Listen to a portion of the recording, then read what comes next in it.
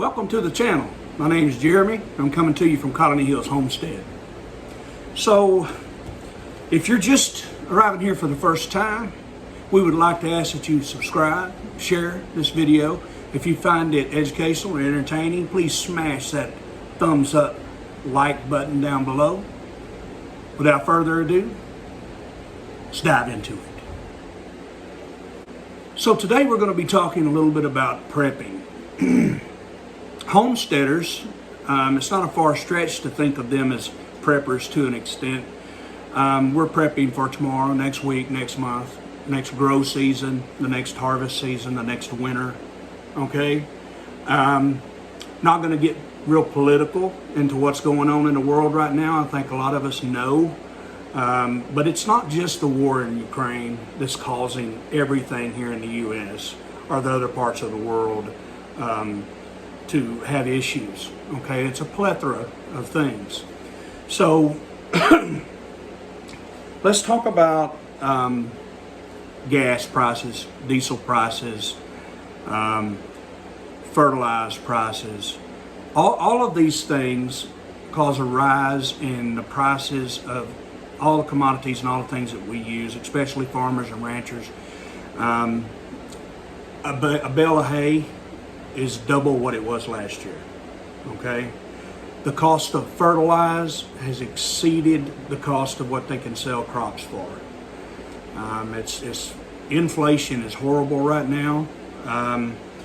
The last thing that you need to do is to judge what's going on or gauge what's going on in the farmer's world or rancher's world by looking at your grocery store shelves. Excuse me.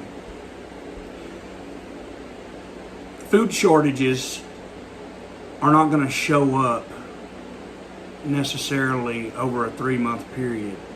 They're going to show up in a little shorter time than that. Okay, you have to think that everything that is on your store shelves now is last year's crop, okay? I worry about where this year's crop is going because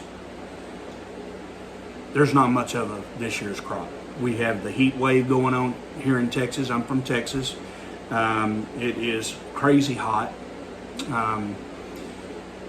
I was traveling through an area a couple weeks ago, 10 days, 2 weeks, and you can look this up online, over at Emory, Texas, at their livestock barn, their auction barn, and there was a record number of cattle trailers lined up to try to get into the sale. Not to try to get in to buy, but try to get in to sell. They cannot afford to feed. The hay is too expensive. The fertilizer to produce the hay is too expensive. The fuel to cut the hay, to haul the hay is too expensive. And their watering holes are drying up. So they have to sell their cattle and they have to sell it cheap. Now what that will cause is a little further down the road, possibly beef will be cheaper on your grocery store shelves. Then after that, it's gone. Those animals that are being sold could have produced another 3, 4, 5, 6 years of beef to sustain us, and now they're all sold for slaughter. So, if you have 3 or 4 acres that you could put a couple steers on, or a milking cow, or a milking goat, or get you a couple handful of chickens, quail. I raise quail, hadn't had a chicken egg in several years, but it's probably a good time to do that. All right. I was talking to a person who sells chicken eggs, and she was stating that for egg sales to go to $10, $11, $12 a dozen is not probably going to be unheard of, and it's not crazy either, because that's what it's costing to produce these things. The price has to go off to the consumer at some point, or the production has to stop. one of the businesses I have is quail. So the cost of my feed has went up crazy just in the last 2 years. It went up, let me see, over $6 a 50-pound bag in the last 2 years without me raising any of my prices for my hatching eggs or for my quail to the consumer. And at this point, it's going to have to convert to the consumer. Now, I will tell you, I'm not shipping any hatching eggs right now. It's too hot. That'd be just crazy to try to think that in our average of 104-degree temp here in Texas. But that's something to think about. It's not just the war in Ukraine. Okay, it's the cost of things. It's the inflation. Some of the decisions our leaders may have made or are making of this country. I don't know. You look that stuff up. I'm not going into politics. Now, what I do want to do is talk about some things that you can put on your shelves here at home that will last a very long time and provide you and your family with food if there ever was a shortage. And it's just prudent. It's just good advice to follow, that you need to make sure that you and your family have a roof over your head and food to eat. Okay? Things can change dramatically and quickly. Be prepared. I am not wanting to induce fear. I can't stand fear mongering. Please, please, for the love of everything, don't go and buy all the toilet paper off the shelves every single day, please. I don't want to have to use select oak leaves again.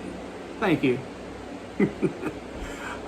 I said something to my wife about, maybe being a little bit of a flour shortage coming up.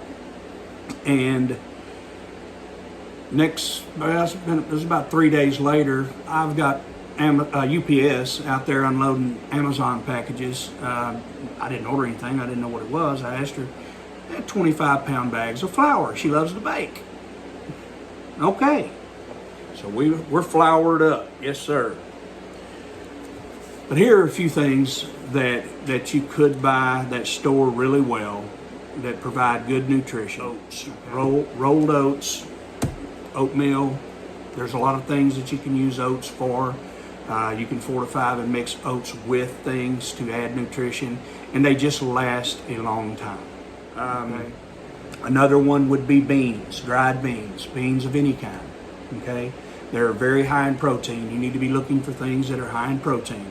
Are they a complete protein? No, they lack an amino acid. But when you mix beans with the next thing I'm going to talk about, which is rice, you do get a complete protein. You could literally drink water and eat beans and rice for every single meal for the rest of your life and live long, maybe, hopefully, healthy life. But you will get all the protein that you need and the nutrients you need out of that. Now, that's going to start tasting pretty dull after a while. So let's talk about something else that keeps for a long period of time. Number one is salt. Salt is good for many things, but salt and spices, I would say, is a must to keep you from having that dull, tasteless meal time and time again. I would get canned food. Canned food lasts a lot longer than the expiration dates that they put on them at the grocery store. Come on, guys. Canned food, if it's not dented, if the seal is on that can, it's going to last years and years and years and years and years. Will the taste maybe become affected at some point? Well, it's according to acidity and what is actually canned, sure. But it will last a long, long time. I've seen videos on YouTube of people opening up canned things that were like 25, 30 years old, and they were very edible. They were fine. So powders. Powdered milk is a good one. I would definitely have some powdered milk. You don't have to have dairy to survive, but dairy is in a lot of things that we have grown to eat that you make or bake. Okay, so you can get evaporated milk, you can get dry powdered milk, goat milk, cow milk, any kind of milk. So a couple other items that are not necessarily food items, but you know, I remember them performing these rolling outages with the electrical company. You know, you may think about candles, flashlights, flashlight batteries, oil lamps. You know, you may start thinking about those things. If you have a generator, making sure that you have some fuel for that. Anything that would require electricity or batteries, okay? Be thinking about rolling blackouts. Good cooler, really good cooler.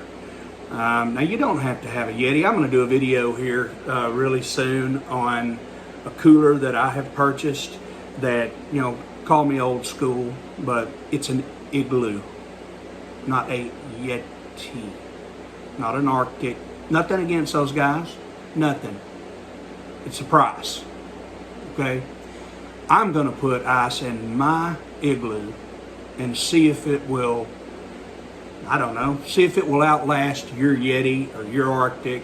So when I put that video out, definitely gonna be wanting somebody to give me a try and see how long we can last. But if you have any, you know, foods that come to mind, please, I want you to comment below. Tell us your idea. Now, we do a lot of canning here on the farm, so we have farm produce that we can. I have tomatoes, jalapenos, squash, zucchini. You know, you can dehydrate things. I have a nice dehydrator that, you know, once you dehydrate those things, then you seal them airtight. They will last forever, okay? You can dehydrate almost anything. I want to clear up one thing that I've heard some people saying. So, Ukraine is not the top producer of grains, okay? They put out more than 70 million tons a year, but they're not the top producer. What causes the problem when you shut down the grains in Ukraine is the people who rely on Ukraine for almost all of their grain, okay? Actually, Ukraine is not even in the top 4 producers of grain in the world. Russia is. Hey, they're not going to give us any. China's a big producer. Hey, they're not going to give us any. U.S. is in that group. We're exporting when other countries have stopped exporting. Egypt relies on Ukraine's grain. They use 80% of their grain in Egypt comes from Ukraine. So Russia says, well, you know what? They brokered a deal. We're going to let some of the grain out of ports. Okay, very next day, they're bombing the ports. Okay? And they have done it several days. So yeah, go ahead and send the grain out. You know, we've got a deal going, but we're going to bomb your ports. So none of that grain is moved yet, guys. None of it. So we're going to have to help other countries with some of their loss of grain that they would normally get from Ukraine. Again, it's not all about the war that's causing this, but it's getting weird, getting crazy. You need to be prepared. I don't know what's up with these rich people. I mean, I do and don't. I have my theories, but we're not going to get into my theories. But, you know, a lot of the richest people in America are buying up the farmland. I don't know if you've heard that. If you've heard that, leave me a comment below. You can look it up online. They're buying up, and they're talking about maybe the next big thing is going to be just government and corporate farms, getting rid of the family farms. Well, they're doing a good job of that without buying up the land. They're doing a good job of that with just the prices. Hey guys, one way to get ahead of the grocery store shelves is to try to plant your own. All right. Need to have those seeds available though. So this is not a sponsored video, but one of the things that I have found that has really helped us always have seeds and keep them dry, keep them ready to be planted. We got this Survival Seeds for Patriots. It's for patriots, okay? It has everything in here. And we have tried all the seeds in these, and they come up, they're great. You got beefsteak tomatoes, you got